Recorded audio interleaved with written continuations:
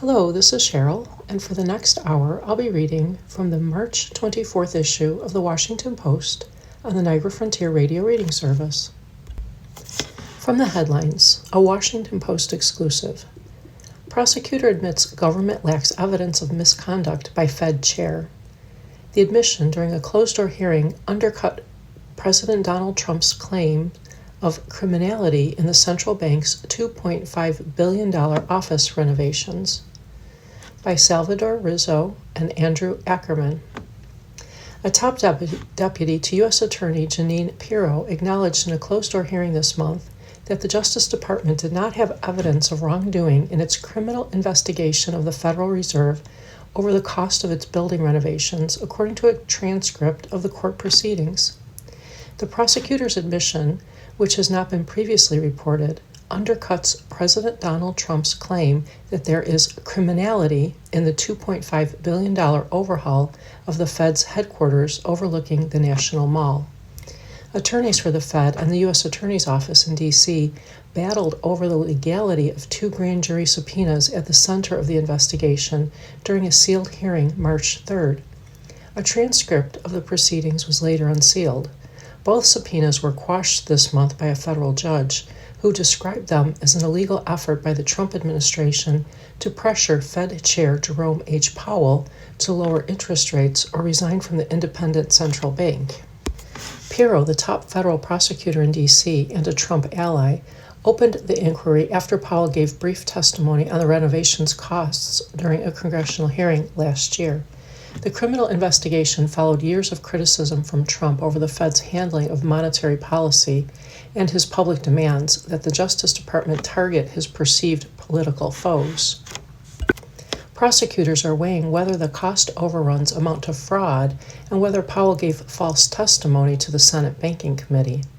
But G.A. Masuko Litaf, who was recently named chief of the criminal division of the U.S. Attorney's Office in D.C., said at the March 3 hearing that the Justice Department lawyers do not know at this time what evidence there is of fraud or criminal misconduct, arguing only that the project was $1.2 billion over budget and that it doesn't seem right. There are 1.2 billion reasons for us to look into it, Masuko Latif told Chief U.S. District Judge James E. Boasberg. Pressed by Boasberg, Masuko Latif also said we don't know what statements from Powell's congressional testimony were false, adding that there are certain areas that he addressed that caused concern, according to the transcript. A spokesperson for the U.S. Attorney's Office said Tuesday that the purpose of a grand jury investigation is to determine whether there is probable cause that a crime was committed. That is exactly what we are doing here as we investigate the discrepancies in Federal Reserve Chair Jerome H. Powell's testimony before Congress and the billion-dollar-plus cost overrun, the spokesperson said. The Fed declined to comment. The U.S. Attorney's Office had alleged in written filings that Powell's testimony contained possible discrepancies and that the cost overruns had raised the specter of fraud, but it did not offer details. Pirro's office has said prosecutors reviewed about 600 documents that the Fed submitted to Congress about the renovation before issuing the subpoenas, as well as an audit more than 4 years ago by the Fed's Inspector General that did not raise concerns about criminal conduct. Another audit of the construction costs by the Inspector General is underway at Powell's request. Trump told reporters last week during an Oval Office appearance with the Japanese Prime Minister that the Fed's renovation could have been completed on a $25 million budget. They're spending $4 billion.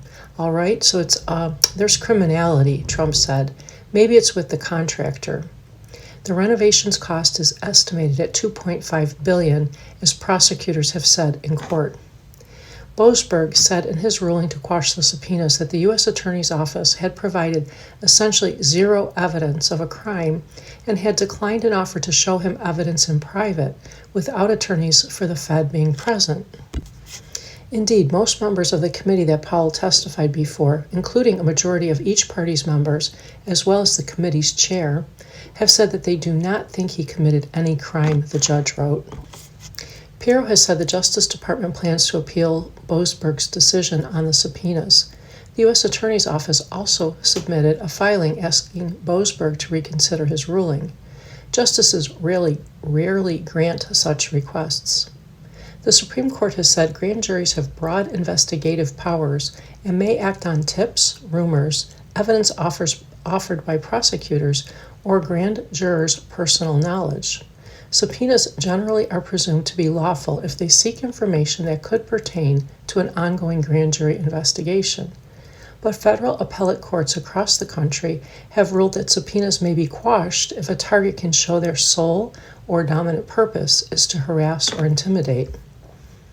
Attorneys for the Fed's Board of Governors said in a legal filing that cost overruns are not unusual for the federal government's largest construction projects. The Department of Homeland Security's St. Elizabeth campus, which was once described as the largest federal construction project in the D.C. region, was $1.5 billion over budget in 2014 and still has not been completed, the attorneys noted. The Capitol Visitor Center and the Ronald Reagan Building and International Trade Center both ended up costing twice their original budgets, the lawyers added. While the board is working diligently to manage the significant costs that come with renovating historic buildings, the Federal Reserve has explained that over the 7 years of this project, there have been increases in building costs, increases in labor costs, problems with asbestos contamination, and other elements that have contributed to these overruns, the Fed attorney said in a legal filing. Nothing about cost overruns for such a project is unusual or indicative of criminal activity. The Federal Reserve has retained Robert H. Hur, the former special counsel who investigated but declined to seek charges against President Joe Biden over his handling of classified documents, to defend the central bank against the subpoenas. Powell has hired Gerson Zwiefak, a former general counsel of News Corp and 21st Century Fox, as his outside counsel. Pirro, who previously was a Fox News host, has assigned at least 3 prosecutors to the case. The Trump administration has signaled it has no intention of backing off, even as some of the president's allies have questioned whether he should find an off-ramp in his confrontation with Powell to clear the way for a swift confirmation of Kevin Warsh, the president's nominee to become the next Fed chair. The confirmation process has been stalled because Senators Tom Tillis, Republican, North Carolina, who holds a pivotal vote on the Senate Banking Committee, has pledged to block Warsh's nomination until the Powell matter is closed. Powell, in turn, has pledged to keep serving as Fed chair on an acting basis until a new chair is confirmed. Stephen Moore, a longtime Trump advisor and economist, described the standoff as self-defeating for the administration. A rivalry has emerged that is really counterproductive at this point, Moore said in an interview. The most important thing for Trump is to put aside disputes with Powell and get the new Fed chairman, Kevin Warsh, confirmed as quickly and as expeditiously as possible. This feud between the two is conflicting with that goal. Continuing from the headlines. Senate Republicans pitch deal to end DHS shutdown, but Trump isn't sold. The deal under discussion would fund the department except for the part of Immigration and Customs Enforcement charged with the arresting and deporting undocumented immigrants. By Theodoric Meyer, Isaac Arnsdorf, and Riley Beggin. Senate Republicans sent Democrats a new proposal Tuesday to end the partial shutdown of the Department of Homeland Security, which has led to long lines at airport security in recent days and has forced many of the agency's employees to go without pay for more than a month. The proposal would fund DHS except for the part of Immigration and Customs Enforcement charged with arresting and deporting undocumented immigrants, according to 3 people familiar with the plan, who spoke on the condition of anonymity to discuss private conversations. But President Donald Trump did not commit to the potential compromise, even though several Republican senators pitched him on it Monday evening at the White House. I don't want to comment until I see the deal, but as you know, they're negotiating a deal, Trump told reporters Tuesday in the Oval Office. I guess they're getting fairly close, but I think any deal they make, I'm pretty much not happy with it. On Sunday, Trump wrote on social media that Republicans should not make any deal with Democrats until they support the voting bill known as the Save America Act, which Senate Democrats unanimously oppose. Senate Minority Leader Charles E. Schumer, Democrat, New York, said Democrats could not accept any deal that does not include new restrictions that the party demanded after federal immigration agents killed 2 U.S. citizens in Minnesota. Democrats will send Republicans a counteroffer, Schumer said. Every Democrat in my caucus has been consistent all along. We have to rein in ICE and stop the violence, Schumer told reporters. We need reform. Republicans, who control the Senate 53-47, would need the support of at least 7 senators in the Democratic caucus, which includes 2 independents, for any deal to overcome a filibuster. Senate Majority Leader John Thune, Republican, South Dakota, balked at the idea of agreeing to any of the Democrats' demands if Democrats refused to fund ICE. If they want to have a conversation about some of the reform ideas that they had put in front of us, then that would be contingent upon actually providing funding for ICE, Thune told reporters. DHS has been shut down since February 14. Democrats have refused to fund the agency unless Republicans agree to their demands, which include tighter rules governing the use of warrants, barring agents from wearing masks, and requiring them to wear body cameras and identification. The White House has been negotiating with Democrats for more than a month, but the two sides have not reached an agreement despite increasingly long waits to get through security in many airports. Trump deployed ICE officers to airports on Monday to help relieve Transportation Security Administration officers. The Republican proposal would allow Democrats to avoid voting to fund ICE's deportation efforts, but it would not impede those efforts. Republicans passed legislation last year that included tens of billions of dollars in extra funding for ICE, allowing the agency to keep operating even while much of the rest of DHS is shut down.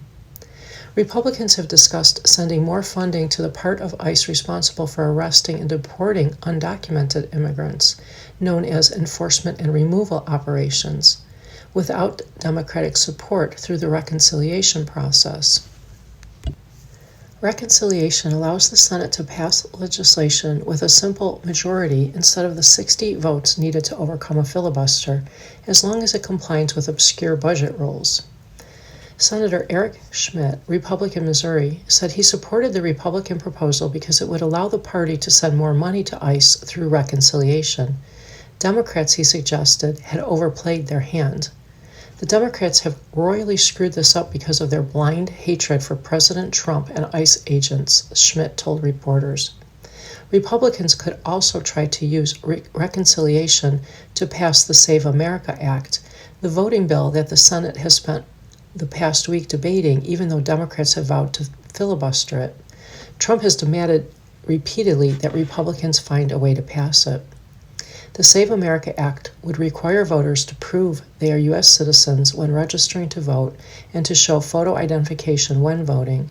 It's unclear whether Republicans could find a way to draft those provisions so they can comply with the budget rules that govern reconciliation. Senator Mike Lee, Republican, Utah, the bill's most passionate advocate, said Tuesday that he didn't see how Republicans could manage it.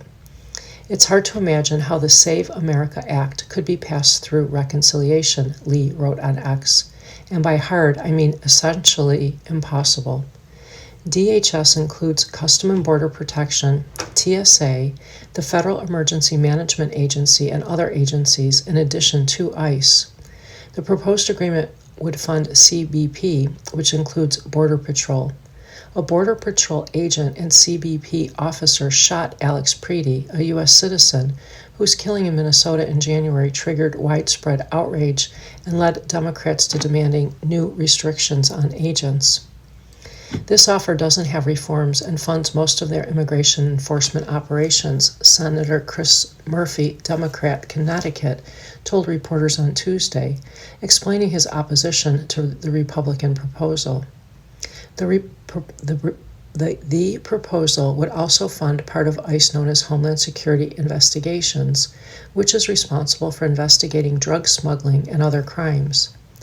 Senator Susan Collins, Republican Maine, chair of the Senate Appropriations Committee, had raised concerns about the prospect of a deal that did not include funding for Homeland Security investigations. That's child trafficking, it's drug smuggling, it's counterfeit goods, Collins told reporters Sunday. I don't think we want to cut off Homeland Security investigations. The House would also need to pass any deal that Senate Republicans strike with Democrats. Speaker Mike Johnson, Republican, Louisiana, may need Democrats to pass any DHS funding legislation because House Republicans have a perilously narrow majority. Johnson can afford to lose only one Republican, and Representative Tom Macy, Republican, Kentucky, consistently votes against government funding bills. House Minority Leader Hakeem Jeffries, Democrat, New York, would not say Tuesday whether House Democrats support the Republican proposal, telling reporters that he plans to speak with Schumer. Some House members have proposed their own plans for reopening DHS. Representative Rosa DeLauro, Connecticut, the top Democrat on the House Appropriations Committee, introduced a discharge petition last week in a long-shot attempt to force a vote on the House floor on funding DHS except for ICE and CBP. Representatives Brian Fitzpatrick, Republican, Pennsylvania, and Tom Suozzi, Democrat, New York, said they would introduce bipartisan legislation this week to fund the agency. The bill includes new accountability measures, such as a mandate that agents do not wear masks, coupled with new penalties for doxing, the practice of revealing someone's identity and potentially exposing them to threats, Fitzpatrick said. It also imposes new warrant rules and a requirement for ICE to prioritize undocumented immigrants who pose a public safety threat. People are looking at what's going on at the airports. We're all concerned about the possibility of something very bad happening, and we don't want to see Homeland Security not in the game, Suozzi said. At the same time, we want to see reform of some of the really inappropriate, I say immoral and illegal, behavior of ICE. Lawmakers are under pressure because Congress is scheduled to leave at the end of the week for a 2-week recess. Thune has said that he does not see how the Senate can leave town if DHS has not reopened. Senator Lindsey Graham, South Carolina, one of the Republicans who met with Trump at the White House on Monday, said he thought Trump would ultimately support Senate Republicans' proposal. There are some people who don't like it on our side, Graham told reporters. I'm sure there are some people who don't like it on their side. But if you're waiting in line 4 hours in Atlanta, this madness needs to come to an end. Mariana Sotomayor contributed to this report. You are listening to a reading of articles and features from the Washington Post on the Niagara Frontier Radio Reading Service. Continuing from the headlines, Trump declares Iran War won as Tehran denies claims of peace talk progress. The president said that peace negotiations with representatives from Iran were ongoing. They want to make a deal so badly. By Karen DeYoung, Susanna George, and Hiba Farouk Mahfouz. President Donald Trump said Tuesday that the war in Iran has already been won and regime change achieved as more than 3 weeks of U.S. and Israeli strikes have killed many of Iran's senior leaders and destroyed much of its military capability. We're talking to the right leaders, and they want to make a deal so badly, Trump said of nascent U.S.-Iranian talks that were happening right now, he said in the Oval Office. Egypt, Pakistan, and Turkey have moved to broker a ceasefire amid a new wave of Iranian attacks on Persian Gulf countries and Israel, Iran's continued closure of the Strait of Hormuz, and reports that the U.S. is mobilizing additional ground troops to send to the region.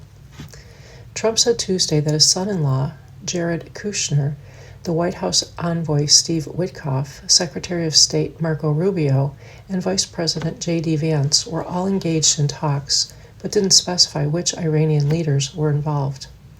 But he said, proof that they were talking to the right people came when Iranians gave us a present, and the present arrived today, suggesting without further explanation that it was oil and gas related and worth a tremendous amount of money.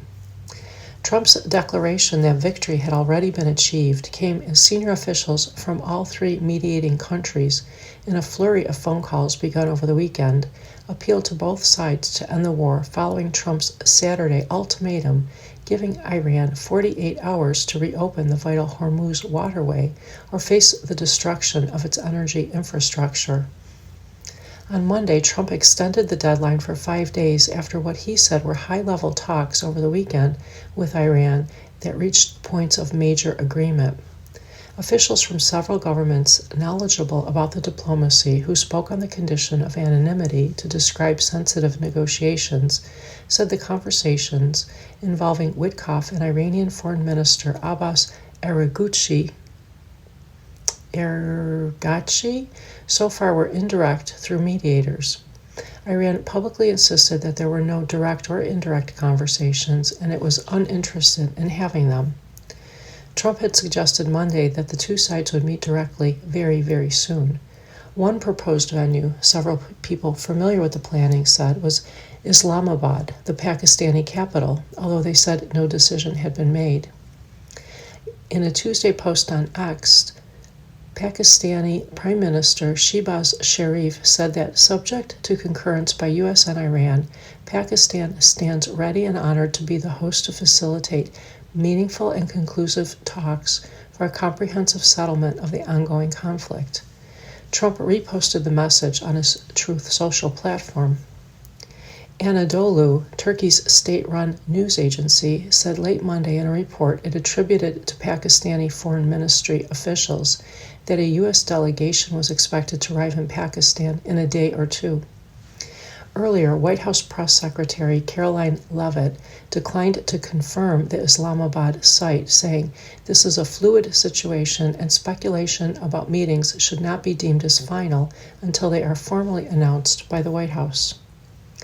Previous efforts headed by Qatar and Oman to discuss a ceasefire failed to gain traction when Washington rejected Tehran's demand that attacks by the U.S. and Israel halt before talks could begin. Iranian officials have also previously demanded assurances, including compensation for war damage, and rejected U.S. demands that it commit to cease all enrichment, hand over its stockpile of highly enriched uranium, sharply curtail its ballistic missile program, and end all support for militant proxy forces in the region. Qatar and Oman are not directly participating in the new rounds of discussions, while Pakistan, a relatively new player, has taken on a prominent role along with Egypt and Turkey. The foreign ministers of Pakistan, Egypt, Turkey, and Saudi Arabia met in the Saudi capital, Riyadh, on Thursday on the sidelines of a summit of Islamic countries. Amid a roiling Middle Eastern conflict between Pakistan and Afghanistan, Ankara has been seeking a long-term security pact with Islamabad and Riyadh, which it hopes would also include Cairo. Pakistan has been steadily strengthening its ties with the Middle East and last year signaled a mutual defense pact with the Saudis. We are exploring how, as countries with a certain degree of influence in the region, we can combine our strengths to solve problems, Turkish Foreign Minister Hakan Fidan said Saturday. On Sunday evening, Egypt's foreign ministry said that amid concerns that the situation in the region could slip out of control in light of the current dangerous escalation, a series of phone calls took place that day. Participants, the ministry said, included Egyptian Foreign Minister Badr Abdulhadi Fidan, Pakistani Foreign Minister Mohammad Ishaq Dar, Araghchi, and Witkoff. Calls were also made to Mohammed bin Abdulrahman Al Thani, who serves as Qatar's Prime Minister and Foreign Minister. Qatari Foreign Ministry spokesman Majid Al-Ansari confirmed Tuesday that there is no direct Qatari effort regarding mediation between the two sides. For now, Ansari said, we're focused on defending our country and its sovereignty. On Sunday, Trump called Pakistan's military chief of staff, General Asim Munir, a White House official said. Trump has taken an apparent liking to Pakistan beginning last summer when he invited Munir to lunch at the White House, a month after claiming to have solved a breakout of fighting between nuclear powers, Pakistan and India. The next day, Pakistan's civilian government said it had nominated Trump for the Nobel Peace Prize. Since then, he has repeatedly praised the government in Islamabad and Munir in particular. On Monday, Pakistan said Dar spoke with Argouchi, as did Turkey's Fidan, according to Turkish media. On Tuesday, Iranian media reported that President Mossad Pezeshkian and Sharif had also spoken. Numerous messages have already been exchanged with the warring sides, said foreign Egyptian official familiar with the talks, adding that the mediation has received a notable degree of acceptance among the warring parties. Noting that strikes from both sides are likely to continue until the negotiations can formally begin, the former official said that the expectation is to move from a phase of reciprocal military strikes to de-escalation, then to calm, followed by a complete end to the war and ultimately toward negotiations that yield positive and mutually satisfactory outcomes, ensuring that such a conflict does not recur. The war has left significantly fewer Iranian officials for the Trump administration or mediators to engage with. In addition to Israeli strikes that killed the supreme leader, Ayatollah Ali Khamenei, and a number of other senior officials, a strike last week killed Ali Larijani, secretary of Iran's Supreme National Security Council, who in previous years held back-channel talks with the United States. Argouchi and Iran's parliamentary speaker Mohammad Bagher Ghalibaf are among the few remaining in senior roles. Ghalibaf would make sense for engagement, according to a European official who said that while the speaker was not as pragmatic as Larijani, he has the power and influence necessary to discuss possible ceasefire. Ghalibaf on Monday publicly denied media reports that he was involved in any talks. Argouchi, a longtime diplomat, headed Iran's negotiating team in indirect talks with Witkoff last summer and, along with Kushner, in two abortive sessions earlier this year until the war began. Meanwhile, both sides claim to be winning. We have really regime change, you know. This is a change in the regime because the leaders are all very different than the ones that we had started off with that created all those problems, Trump said Tuesday. We've won this war. This war has been won. Iran's retaliatory strikes have decreased but continue throughout the region amid reports of declining U.S. weapons stocks and air defense munitions.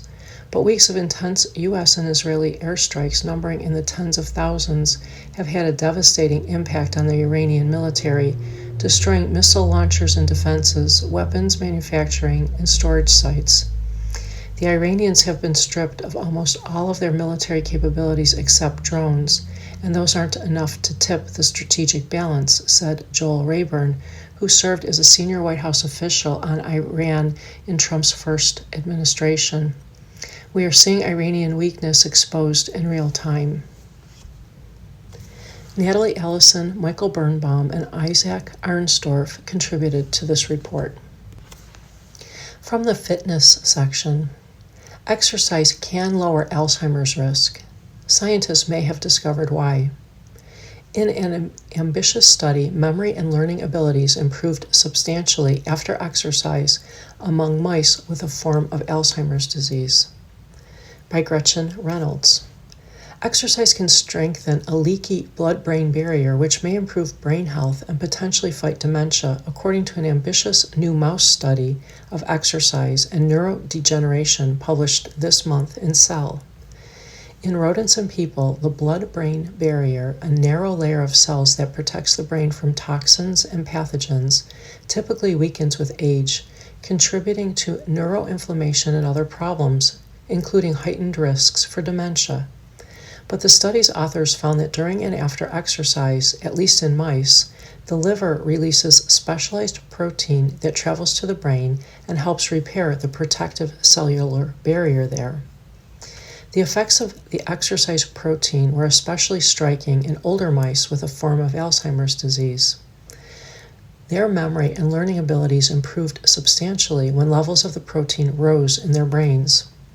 The researchers found the same protein in the bloodstreams of physically active people. These results provide compelling evidence in animal models that exercise-related signals from the liver can improve brain function by acting on the blood-brain barrier, said Michelle Voss, a professor and director of the Health, Brain, and Cognition Lab at the University of Iowa. She studies physical activity in the brain, but wasn't involved in the new study. The study's findings may help us better understand how, at a cellular level, exercise staves off cognitive decline with age in both animals and people, but they also raise provocative questions about whether it might soon be possible, worthwhile, or wise to isolate and offer the protein as a kind of partial substitute for exercise to improve brain health in people for whom movement is a struggle.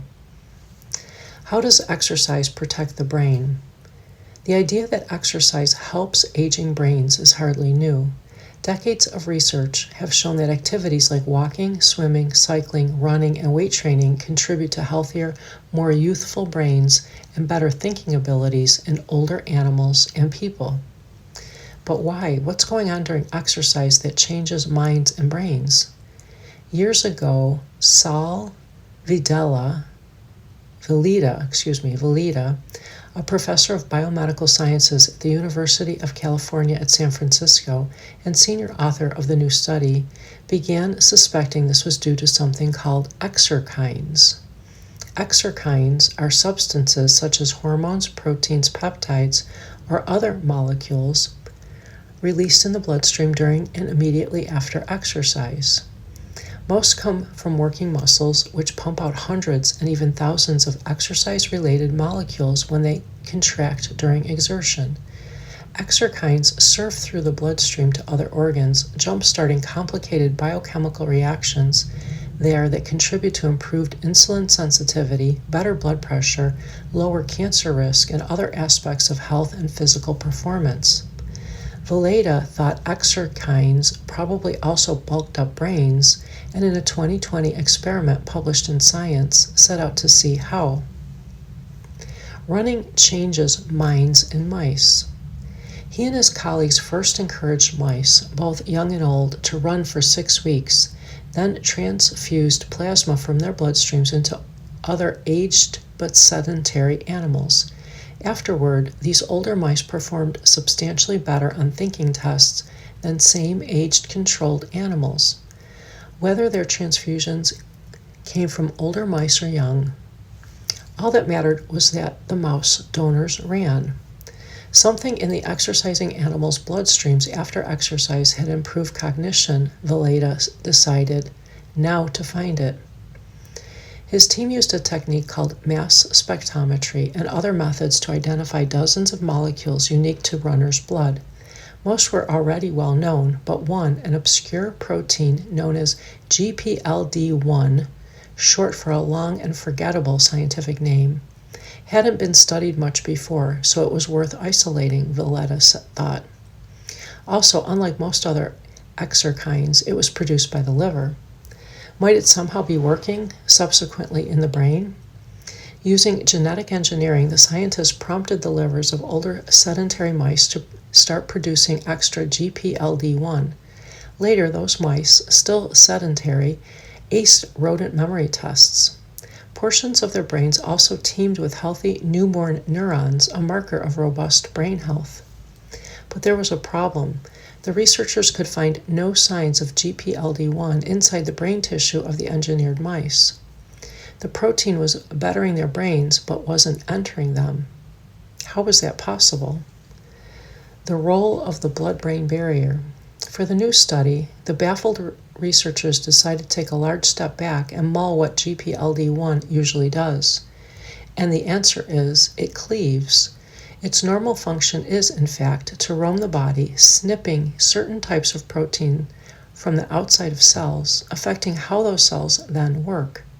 It's the Edward Scissorhands of microbiology. Was it snipping programs in or around the brain, the scientists wondered, and if so, to what end? Those questions brought them almost inexorably to the blood-brain barrier. The blood-brain barrier consists of tightly packed, specialized cells found in almost all mammals, including people, that surround the many blood vessels snaking their way through the brain and spinal cord. Its role is to repel substances that shouldn't cross into the brain, but it tends to get tattered, leaky, and less effective with age. Earlier studies of exercise in the brain had rarely considered the blood-brain barrier. Now, closely examining cells from geriatric animals' blood-brain barriers, the researchers noticed that a damaging protein known as TNAP proliferated on the surface of those cells in far greater numbers than on cells from young animals, making the barrier more porous.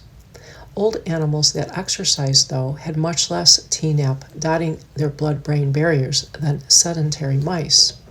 Similarly, blood-brain barriers cells from older sedentary men and women preserved in brain banks showed heightened levels of TNAP compared to tissue from younger people.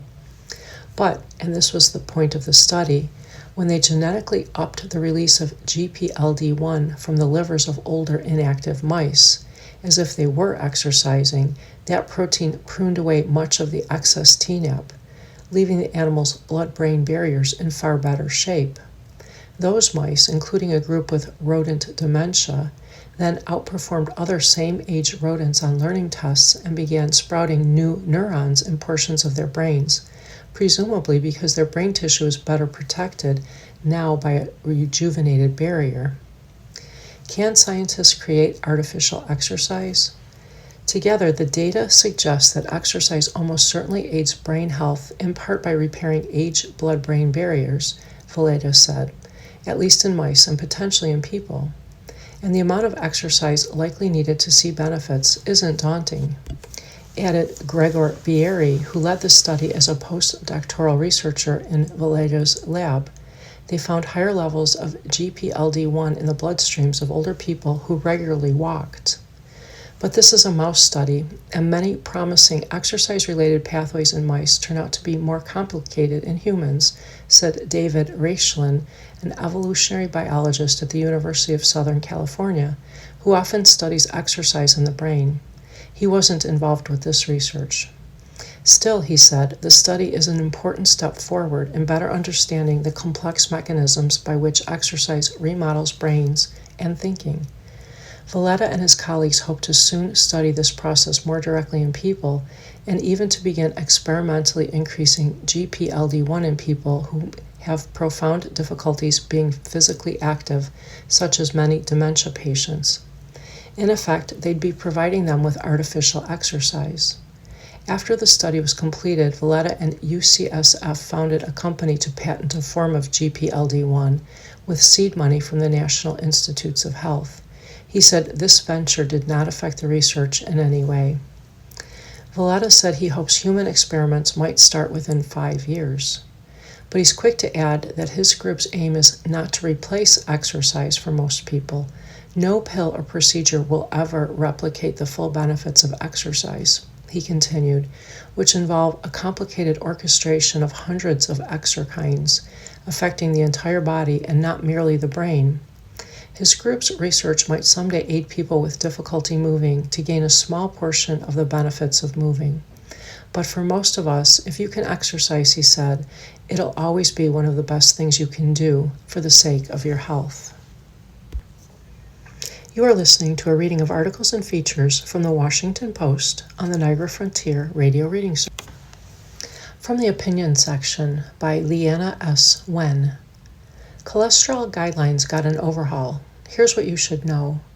Here are the key takeaways for patients and clinicians to improve cardiovascular health. There's been a lot of talk about chronic diseases lately, and rightly so. Heart disease, for instance, kills more Americans every year than any other condition. What has received far less attention is how the medical community is changing its approach to prevent it. This month, the American College of Cardiology, American Heart Association, and 9 other medical organizations released a comprehensive revision to their 2018 guidance on how to manage high cholesterol, one of the leading causes of heart disease. These new recommendations, which will affect medical care for millions of Americans by emphasizing earlier, more proactive treatments, mark a meaningful step in the right direction. High cholesterol, specifically elevated levels of low-density lipoprotein, LDL, cholesterol, has long been recognized as a major driver of heart attack and stroke. Yet prior guidance focused on estimating a person's cardiovascular disease risk over the next 10 years to determine when to begin treatment and did not set a clear target level for LDL cholesterol. Perhaps the most consequential change in the new guidelines is the move to consider not only a patient's 10-year risk, but also their 30-year risk. The guidelines endorse a risk calculator known as PREVENT, which uses factors including blood pressure, cholesterol levels, diabetes status, and smoking history to estimate both medium and long-term risk. This is important because someone with a low 10-year risk might have a high 30-year risk and should consider lipid-lowering treatment. This reflects the reality that plaque builds gradually in the arteries over time, and that earlier intervention can reduce the cumulative exposure to harmful cholesterol that drives this process. The second crucial difference is that the updated guidance sets clear targets for cholesterol levels. Specifically, most people should aim for a level below 100 milligrams of LDL cholesterol per deciliter of blood. For those with a 10% or greater risk of having a significant cardiovascular event in the next 10 years, the goal drops to below 70 milligrams, and those who already have had cardiovascular disease have an even lower target of below 55. These thresholds reflect growing consensus that reducing LDL earlier and maintaining it at lower levels leads to substantially greater protection against heart attack and stroke. The guidelines also encourage starting screening much earlier than many people realize. Cholesterol testing isn't just for middle-aged and older adults. In fact, it is now recommended for all children between ages 9 and 11 to identify inherited conditions such as familial hypercholesterolemia, which affects about 1 in 250 people worldwide. Screening should resume in late adolescence and continue at least once every 5 years thereafter. Those found to have persistently high LDL or other major risk factors for heart disease may need to begin cholesterol-lowering treatment as early as age 30. Meanwhile, additional tests can better refine risk, as the new guidelines explain. One that stands out is a test to detect lipoprotein A, a type of cholesterol not measured in standard lipid panels and that is largely genetic. An estimated 64 million Americans have elevated lipoprotein A levels, which increases the risk of cardiovascular disease by as much as 3-fold. One advantage of this testing is that because lipoprotein A remains relatively stable during adulthood, it generally needs to be measured only once. While there is not yet a specific treatment to address this cholesterol, identifying elevated levels can be a wake-up for people who did not know they were at high risk to more aggressively address other cardiovascular risk factors. The guidelines also expand the tools to clarify risk when the clinical picture is uncertain. For some patients, a coronary artery calcium scan, a specialized CT scan that looks for calcified plaque in the artery supplying the heart, can detect early buildup and help guide decisions about whether to begin medication. Additional blood markers such as apolipoprotein B, a protein that carries cholesterol in the blood, may also be useful for some people to better personalize treatment decisions. Finally, when it comes to treatment, the recommendations affirm that statins remain the foundation of cholesterol-lowering therapy. These medications have nearly 40 years of evidence supporting their effectiveness and are widely available as low-cost generics. For those who can't take statins or who need further lipid reduction, additional options are available, including newer oral agents and injectable therapies. Importantly, the guidelines also make clear that dietary supplements such as fish oil, turmeric, cinnamon, and garlic are not appropriate alternatives to medication treatment. Taken together, these changes represent a fundamental shift in how clinicians think about cholesterol. For patients, this proactive approach can be empowering. They can enter their information into the Prevent calculator to better understand their risk and can inquire about tests to have more informed conversations with their clinicians about treatments. And they can address factors that promote cardiovascular health. The real promise of these guidelines is not just better prediction, but earlier and more effective action to reduce risk. That includes medications as well as lifestyle changes, including maintaining a healthy weight, avoiding tobacco and excess alcohol, staying physically active, and following a heart-healthy diet. And from the health section, RFK Jr. and Dr. Oz have a plan to save rural health care. Here's the catch. Top health officials point to AI as the solution for dying hospitals, but experts from rural areas of the country say the solution isn't that simple. By Lauren Weber.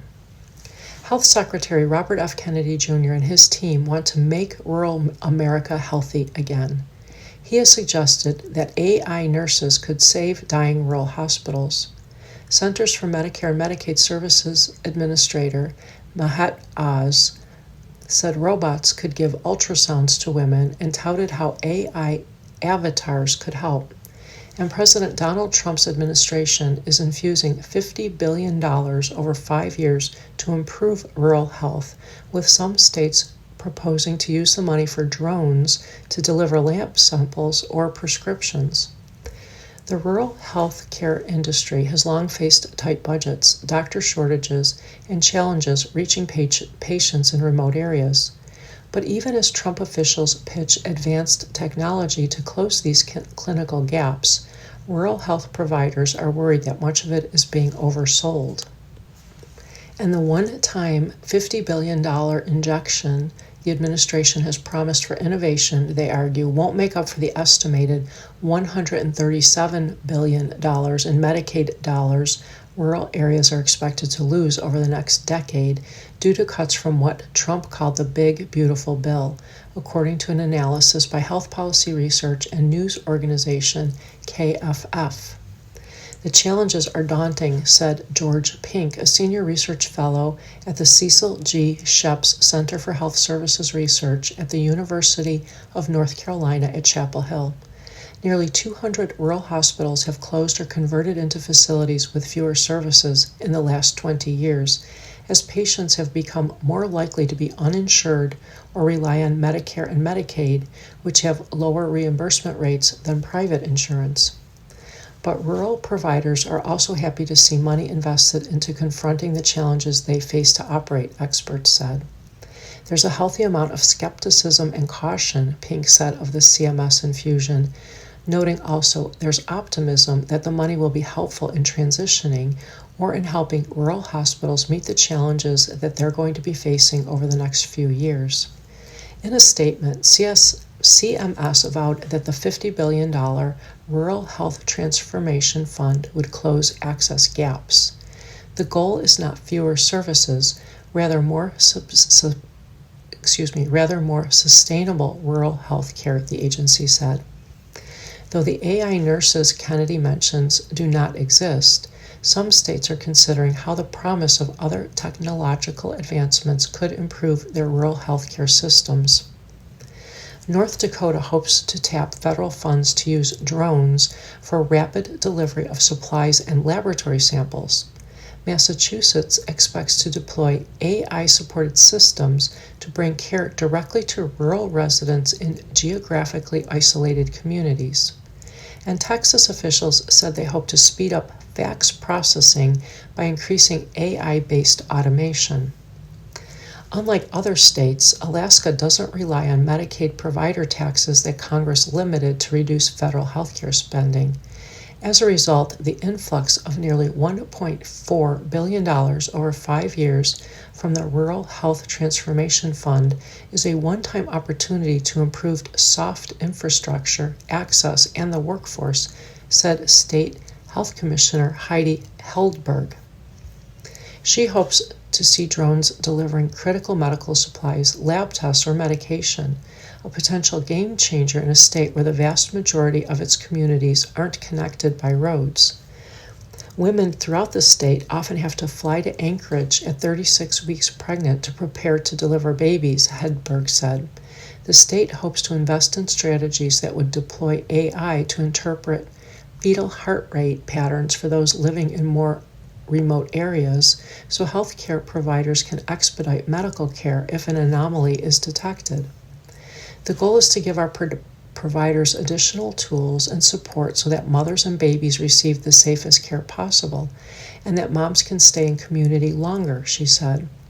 But Hedberg cautioned, AI is not the panacea. It's not going to solve everything. Tough conversations are playing out as some rural facilities may not be able to make up for lost Medicaid funds and face closure. Across the country in Maine, leaders bemoaned how the nearly $1 billion they receive over 5 years would not come close to solving the health care funding gap. The state said in December that the one-time funding offered by the administration is likely to be only a fraction of the $5 billion that Maine is estimated to lose under the law.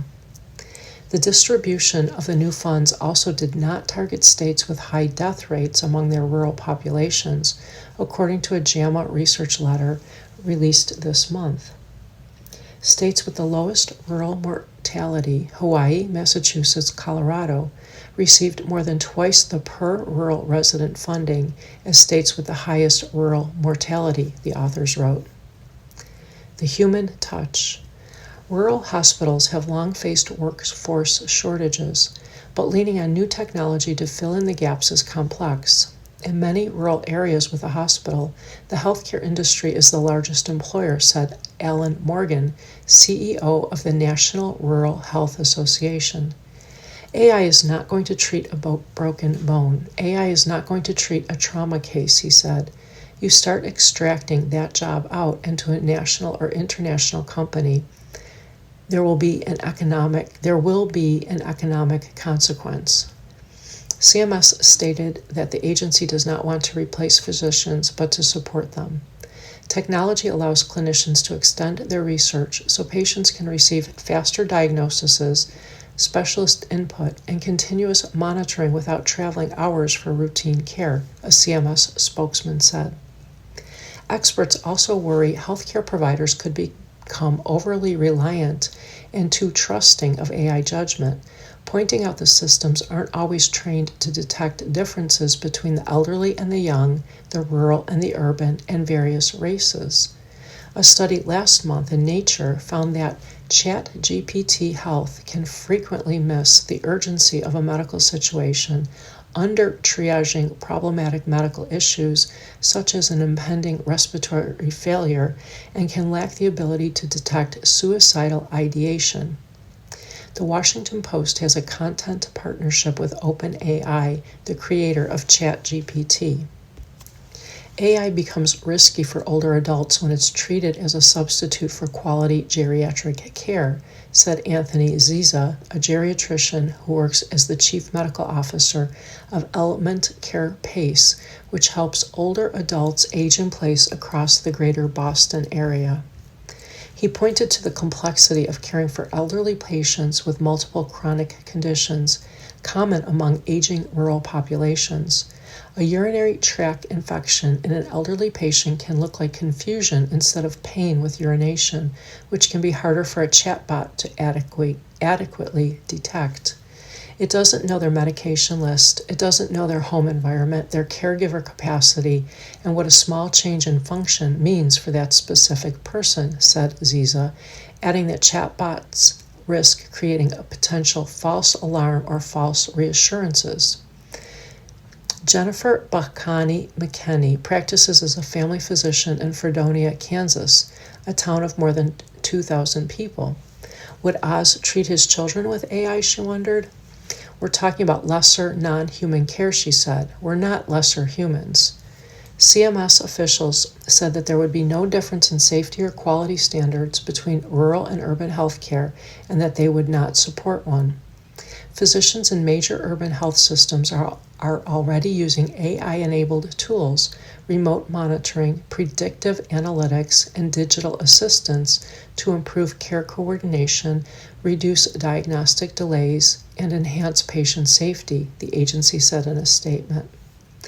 Augment people. There is potential to address the rural workforce shortages through innovative approaches if presented correctly, experts said.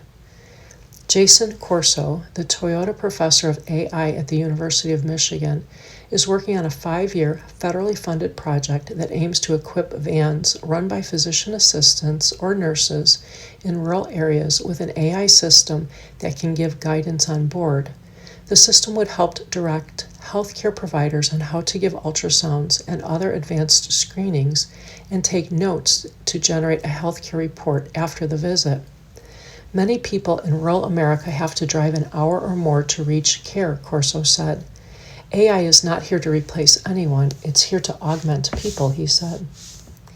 AI can help doctors flag things with mounds of data, freeing them up for other tasks, said Tommy Ibrahim, a physician and executive vice president and chief transformation officer at Sanford Health, a multi-state rural health system network based in the Midwest. He pointed to a risk score the system has developed to identify chronic kidney disease.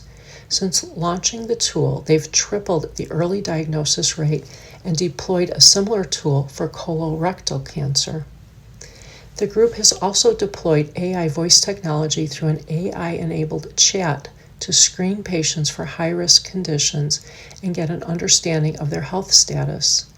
The technology could also enable follow-ups for short-staffed hospitals. Humans need to continue to be intimately connected into these workflows that are enabled by technology, but not actually using the technology as a replacement, Ibrahim said. The administration absolutely believes that as well. Companies, for their part, are trying to capitalize. Melinda Laird, the CEO and Chief Nursing Officer of Cordell Memorial Hospital, said she receives 5 to 10 emails a day about how to deploy AI in her rural Oklahoma hospital. Now everybody's trying to get on that bandwagon, said Laird, whose hospital serves over 10,000 people in her county. Well, she noted that the hospital had deployed some AI technology to help its staff save time documenting patients' conditions. She's more hesitant around AI interpreting and making judgments on their care. I don't feel anything should be done without having clear oversight on it, she said. You've been listening to a reading of articles and features from the March 24th issue of the Washington Post. Your reader has been Cheryl. Thank you for listening.